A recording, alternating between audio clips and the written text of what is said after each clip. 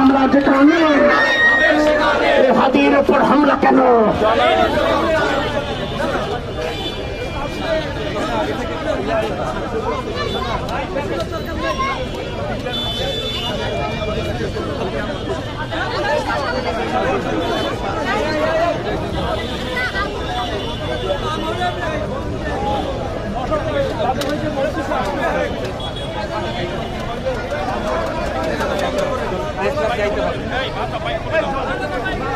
চলো চলো চলো রে চলো চলো চলো চলো রে চলো চলো চলো চলো রে চলো। আমাদের মোটর মিছিল প্রেস ক্লাব পর্যন্ত যাবে। আমরা ঘুরে যাচ্ছি, আমরা প্রেস ক্লাবে গিয়ে শেষ করবো।